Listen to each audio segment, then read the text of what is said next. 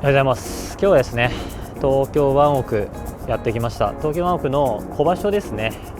で、季節は11月の後半ですね。もうあと1日2日で12月のタイミングで、デイゲームだとね、ちょっとギリギリのタイミングですね。魚がもう冬で産卵で抜けちゃうギリギリのタイミングなんですけど、水もねちょっと透けてきて、どうしてもね、トップとかでなんとか見切られないように釣っていくかなっていう、そういう感じになると思います。はい、最初はですね、エスケーパーですねでやっていきます。ガンクラフトさんコラボのルアーですね。でね、これちょっとね、頭に重り張ってより水を噛みやすくしてますね。おかっぱりだとちょっと足場がちょっと高いところでやることが多いんで、その時にね、水噛みよくするためにこれ板重り少し張ってチューニングしてます。これでねやってみます。これね、重さでいうと 1.5 から 2g ぐらいだと思います。ちょっとね、その足場の高さでね結構変えるんで、何グラムかはねちょっとバシッと分かんないですけど、大体2グラム前後ですね。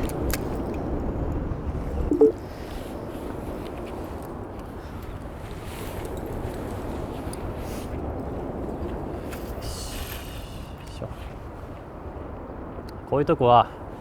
投げてもなかなか入んないんで、流し込むどんぶらこですね。フローティングのルアーを流し込む。基本糸が先に流れるんで、こう出していかないとどうしてもこのスプーンの抵抗でどんどんね、このルアーがねこう寄ってきちゃうんで、手でね出してあげると抵抗なく入ってきますよね。ある程度これ入ったと思ったら、ちょっと橋の下見えないんで、ちょっと上の方行って覗きながらやると。ベイトいるな。あ、出た。乗んない。出てる。あ、出た。来た。うわ、食った。やっぱ一撃だった。出てこい。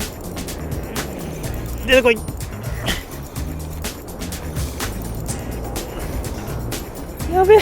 すられる。うわ、めっちゃすれてる。出てきた。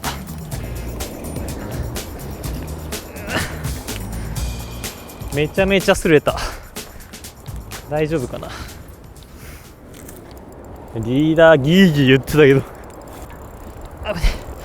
いしょ。いったー。よ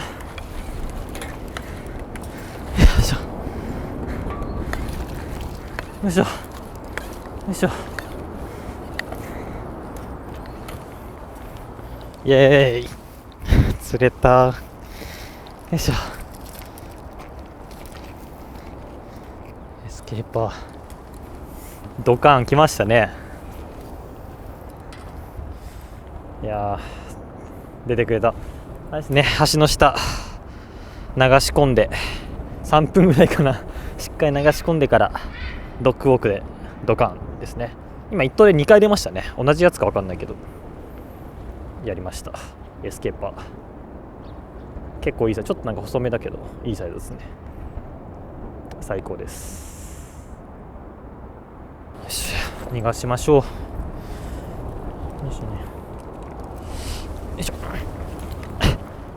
いしょ。やっぱね、タモで逃がしてあげた方が、逃がすときにねこう頭打っちゃったりするから。よいしょ。いった。よいしょ。いやー、朝から最高ですね。うわ、リーダーがもうズタズタ。こんなですね。これナイロン30ポンドなんですけど、ギリギリ危ねえ。そう、こういうね結構ギリギリの戦いをするんで、どうしてもねおかっぱりでこういう小場所は無理やり食わせることが多いから、リーダーは太めがいいですね。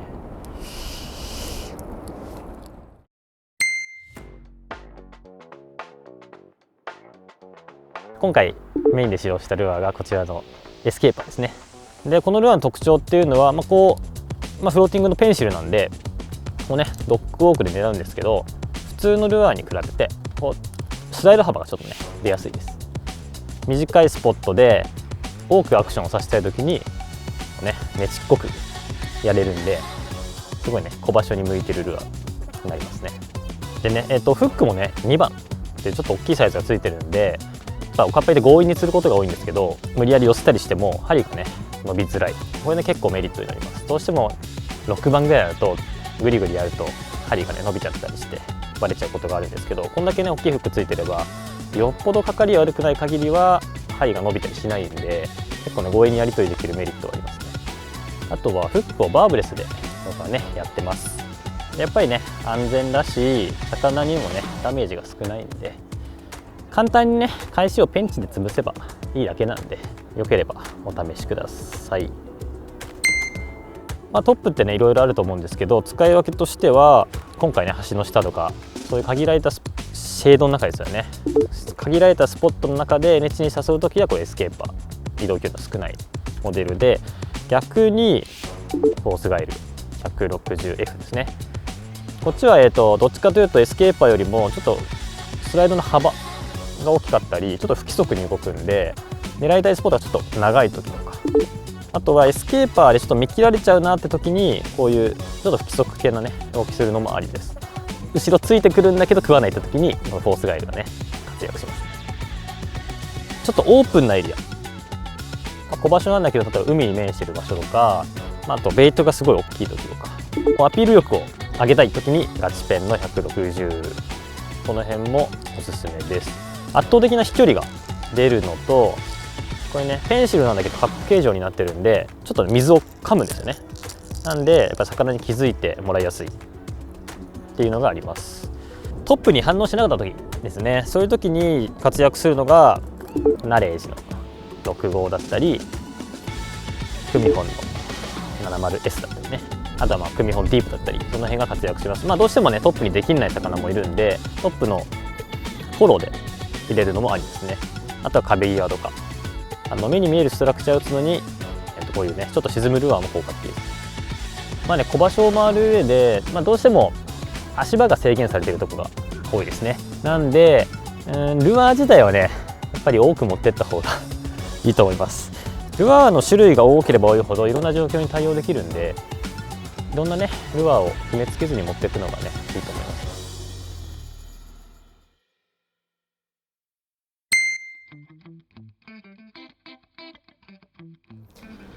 で今回ね使った竿がヘンニハルの 77M ですね。でこの竿をなんでね今回おかっぱりで使ったかっていうと、やっぱり小場所打ちっていうことでキャストアキュラシーですね、狙ったところにルアーを投げたり、すごいね狭いピンスポットに打ち込んでいく釣りで、やっぱ77っていう長さがねすごい取り回しが良くて使いやすいっていうところで今回この竿を選びました。パワーもですねこれ M なんですけど、ね、しっかり曲がってくれて、ね、魚かかっても口切れしなかったり、針がね伸びなかったり、そういうメリットもあります。結構ね77だと強めの竿が多いんですけど、こんだけね曲がってくれるとバレもね少ないし、結構ねルアーなんかもそんなに振り切らなくても飛んでくんで使い勝手はいいですね。短い竿の特徴っていうのはやっぱり合わせが早いで、魚を寄せたい時にすぐ寄るんですよね。長い竿よりも曲がり幅が少ないんで、なんでギリギリのところで引き剥がしたり、そういう時にもうやっぱり短い竿っていうのはすごい便利ですね。で、長い竿がどうしても振り切れないポイント、遊歩道とか小規模河川っていうのは通行人の方もいて、あんまり長い竿を振り切るっていうのは危ない場面もあるんで、短い竿の方が使い勝手はいいですね。でリールがステラの 4000XG です。でラインが P ですね、1.2 号で、リーダーがナイロンの30ポンドですね。で今回この P の 1.2 号を使ったっていうのは理由がありまして、どうしても小場所で強引な釣りをするときに、細い糸だとね切れちゃったり、あとはストラクチャータイトに攻めるんで、どうしても糸にねストラクチャーちょっと当たっちゃったりとか、そういう時にねやっぱり太い糸が便利なのと、ルアーをこう流し込む時に太い糸の方がね流れるんですよね。どうしてもこれラインからルアーから流れるんじゃなくて、ラインが水を受けてこう橋の下に流し込んでいったり、ストラクチャーに流し込んでいく時に太い糸の方がね圧倒的にこう水を受けてルアーがどんどん、ね、流し込めるんで、そういうメリットもあって太い糸を使いました。あんまり例えば 0.85 とかでもできるんですけど、どうしてもやっぱラインブレイクにつながっちゃったりとかねあるんで、強い糸がおすすめです。でリーダーもね今回ナイロン30本の多分おかっぱいで使う中ではちょっと太めなんですけど、今回も傷が結構ガリガリ入っちゃってギリギリの場面があったんですけど、ああいう場面がね多いんでナイロンね30ポンドぐらい太めがいいと思います。あとはライン自体ナイロン特性上浮きます。なんでトップで使っててもしっかりね潜りすぎずにしっかりウィートアクション出しやすいんで、そういう点があってナイロンラインね使いました。今回ねやっぱり小場所メインってことで、住宅街が近かったり、あとはね一般の方がお散歩してたりね、そういうところ多いんで当たり前なんですけど、キャスト前に周りを確認してから上げたり、あとは住宅街で大きい声出さない、ね、騒がない、そういうところをねしっかりね守っていきながら釣りをね楽しんでいただければなと思います。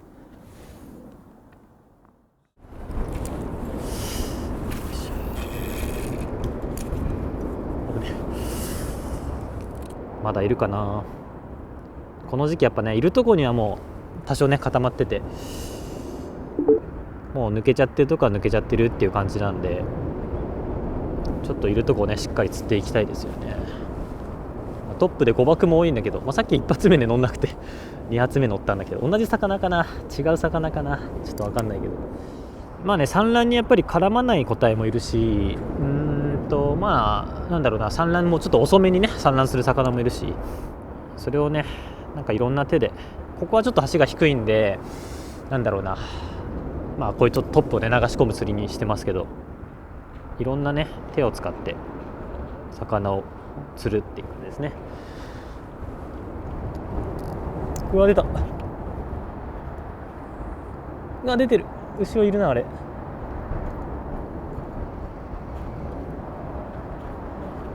乗らない。うわ出た、出た、いる、まだいるすごいな、何発、2発ぐらい出た。いやー出たですね、2回3回、ちょっと見づらかったけど乗んない楽しい。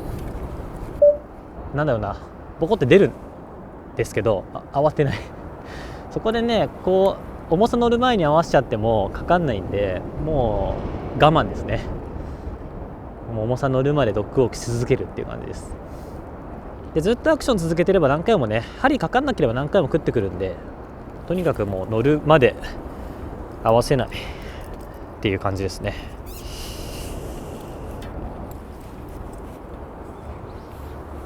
行ってこい。同じポイントでまだ5投しかしてない。でもやっぱ釣れるのは早いですよね。一発目よりは出ないですもんね。いくら針にかかんなくてもやっぱルアーに触っちゃうとどうしてもね釣れちゃうし、しょうがないな。楽しいからいいけど、ナレージとか沈める系のがやっぱりフッキング率はいいですよね。ただ物理的にいいとこに流し込めないんで、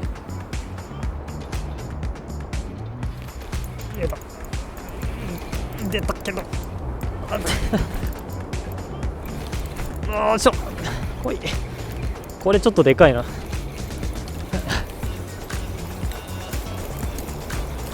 でかそうだけど浮いてこいそうでもないかな。でもいいサイズだな。よいしょ。で手前に来たらちょっとここでねドラグ出して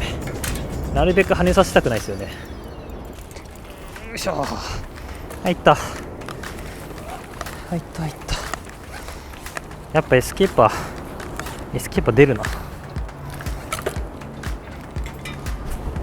いしょ、出た。いやいいサイズですね。太いしこの係ですからね。一番硬いとこ貫きた。これやっぱね変に張るのパワーと太い糸のパワーですよね。ここかかっちゃえば割れないな。太いいい魚、エスケーパーたまんないですね。はい、いかがだったでしょうか。今回ね東京湾奥エリアでおかっぱいですねシーバス狙いました。でやっぱりいるとこには魚はいて、季きちんとしたねアプローチをかければ魚は反応してくれます。思った以上に皆さんのお近くの川とか、水路とか家の裏とか近くの会社の近くの水路とかね、そういうところにちょっと足を運んでみてシーバスを狙ってみるのもありだと思います。ね、いろんなルアーを使っていろんなアプローチをしてね、なんとかねいる魚を食わせるっていうのはねやっぱおかっぱりの楽しさだと思うんで、ぜひ皆さんもチャレンジしてみてください。